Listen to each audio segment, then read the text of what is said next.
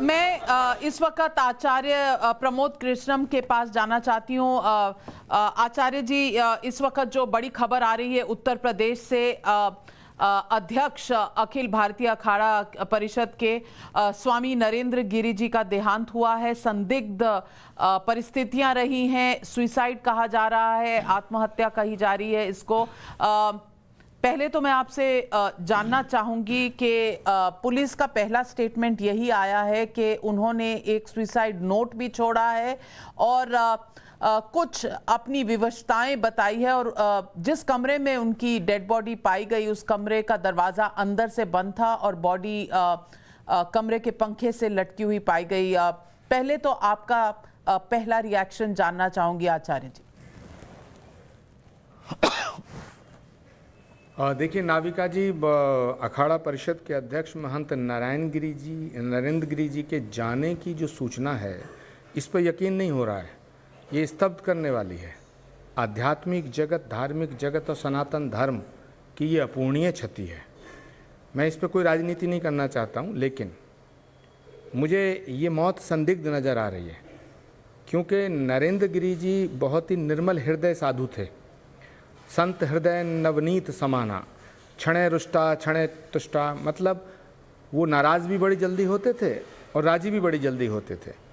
कई ऐसे मामले आए कई साल पहले, जब शिरडी के साईं बाबा पर विवाद हुआ तो नरेंद्र गिरि जी साईं बाबा जी के विरोध में बोल रहे थे, हम लोग पक्ष में बोल रहे थे।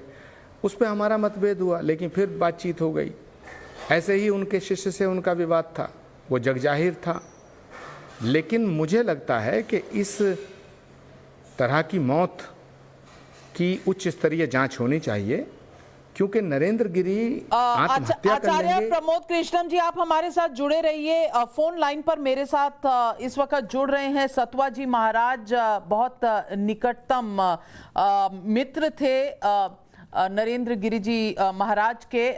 सतवा जी, आपसे जानना चाहती हूँ, आज हमें बताया जा रहा है कि दोपहर में आपकी स्वामी जी से बात हुई थी। इस बातचीत में उन्होंने कुछ आपसे ऐसी बात की, ऐसी कोई मुद्दा छेड़ा जिससे ये प्रतीत हो कि वो अंदर से विचलित थे, कहीं ना कहीं उनके मन में कोई पीड़ा थी? ऐसी कोई बात आपसे की उन्होंने आज दोपहर में? सुबह 7:30 7:15 के बीच में उनका फोन आया मेरे पास, कहे कि बहुत दिन से आप हमको फोन नहीं किए। हमने कहा नहीं महाराज जी, मैं बिजी था और कथा में था, तो कुछ बातें की कि मैं दुखी हूँ थोड़ा बहुत, हमसे आके मिलो, कब से आगरा जा रहे हो? मैंने कहा महाराज जी आप कहिए, मैं कल या परसों आ जाता हूँ।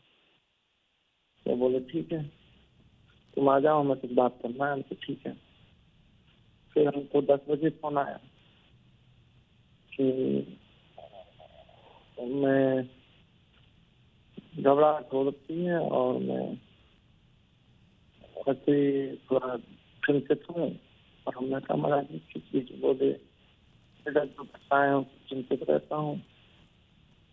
थोड़ी बात हुई, फिर उनका 1-1:30 बजे फोन आया, तो मैं नेटवर्क में नहीं था। महाराज जी मैं नेटवर्क में नहीं, आवाज कट रही, मैं लगा रहा हूँ।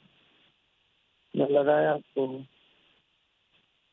फिर बात हुई, बंदौत हुई, बोले कि चिंतित हूँ। तो उनके 2-3 फोन आए, बात कट गई, फिर मैं सो गया, तो उठा नहीं पाया। मैं जब उठा तो 4 बजे पता लगा कि आत्महत्या कर ली। मुझे ये बताइए सतवा बाबा जी के सुसाइड नोट मिला है, लेकिन दूसरी तरफ राजनीतिक डिमांड भी आ रही है कि इस मौत की जांच होनी चाहिए, उच्च स्तरीय जांच होनी चाहिए। आपके अपने जो आपने सुबह बात की उससे आपको क्या लगता है? क्या ये आत्महत्या थी या ये संदिग्ध मौत जो इसे कहा जा रहा है और इसमें इन्वेस्टिगेशन मांगी जा रही है, आप इसके साथ रहेंगे?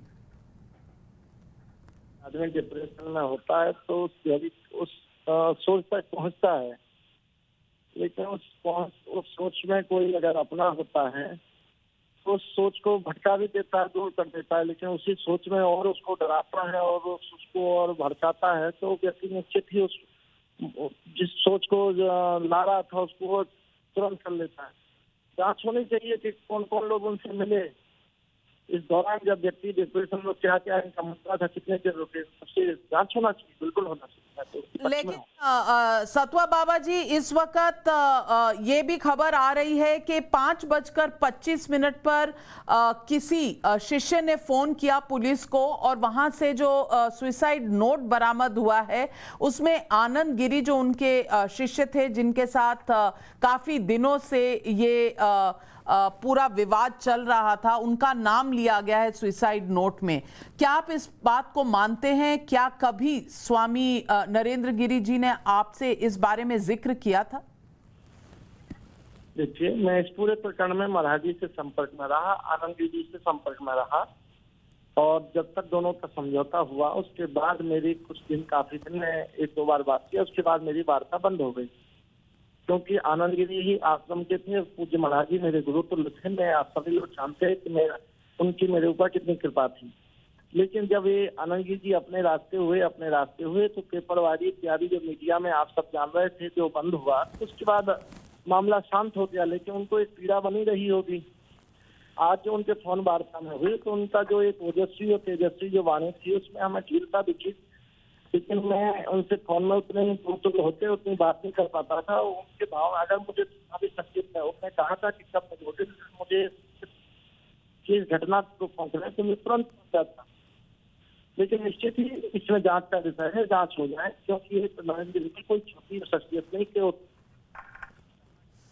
जी जी जी, सतवा बाबा जी, हमारे साथ जुड़ने के लिए आपका बहुत बहुत धन्यवाद। मैं आचार्य प्रमोद कृष्णम जी पे वापस जाना चाहूंगी। आचार्य जी, इस वक्त सवाल ये है कि आनंद गिरी जी का नाम लिया गया है सुसाइड नोट में, उधर सतवा जी कह रहे हैं कि ये विवाद कहीं ना कहीं सुलझ गया था, दोनों की आपस में समझौता हो गया था।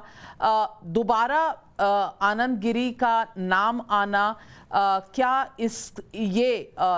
कहीं ना कहीं कोई संदेह जगा रहा है इस वक्त? इसीलिए मांग की जा रही है कि इस सारे घटनाक्रम की जांच होनी चाहिए।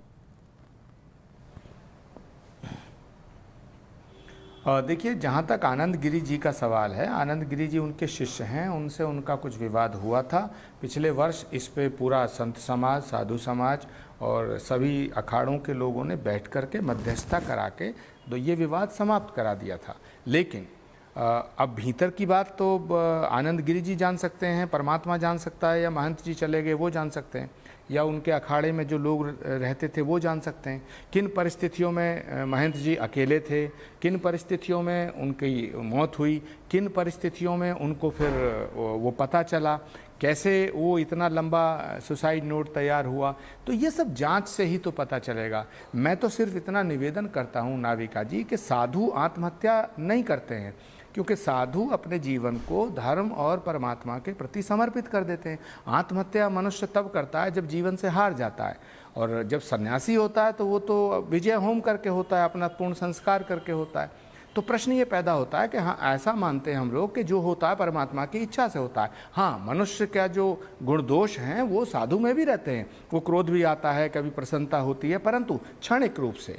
और आत्महत्या जैसा बड़ा फैसला लेना एक साधु के द्वारा, वो भी नरेंद्र गिरी, जिनको मैं बहुत अच्छी तरह जानता हूँ, वो बहुत ही अपने मन में कुछ बात रखते नहीं थे, सब एकदम मुंह पे कह देते थे। यहाँ तक कि वो बहुत ज़्यादा जब रुष्ट होते थे तो बहुत ज़्यादा गाली गलौज भी करते थे, गरियाते थे खूब सदुक्कड़ी भाषा में, मगर वो आत्महत्या जैसा कदम उठा लेंगे, मुझे इस पे संदेह है। इसलिए मैं निवेदन ये करना चाहता हूँ कि इसकी उच्च स्तरीय जाँच हो, कौन सी परिस्थितियाँ बनी जिस वजह से ये दुखद घटना घटी। मुझे बिल्कुल इस पर यकीन नहीं हो रहा कि नरेंद्र गिरी जी आत्महत्या कर लेंगे।